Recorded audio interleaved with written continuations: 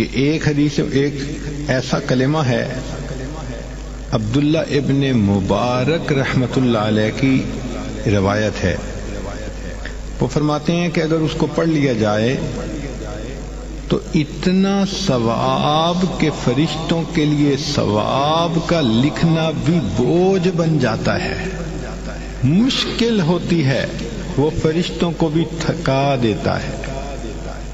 ہمیں اس کا تجربہ ہوا، ایک مشین کہلاتی ہے پلاٹر، اس کے اوپر بلڈنگ کی ڈرائنگ بناتے ہیں۔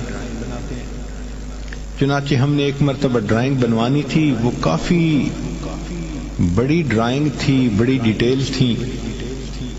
ہم نے جب پلاٹر کا بٹن آن کیا تو اللہ کی شان کے کمانڈ دینے کے بعد 9 گھنٹے تک وہ پلاٹر مستقل چلتا رہا، تب جا کر ڈرائنگ مکمل ہوئی۔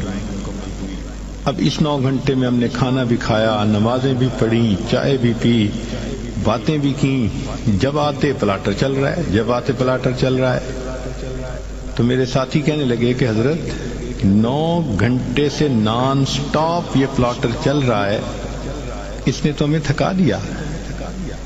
میں نے کہا آپ کو تھکا دیا اور مجھے ایک مضمون اس نے سمجھا دیا۔ کہنے لگا کون سا؟ میں نے کہا کہ نبی علیہ الصلوۃ والسلام کی حدیث ہے، عبداللہ ابن مروان نے فرمایا کہ جو شخص یہ کلمہ پڑھے تو اس کا ثواب اتنا زیادہ کہ فرشتے لکھتے لکھتے تھک جاتے ہیں۔ اور وہ فکرہ کیا ہے؟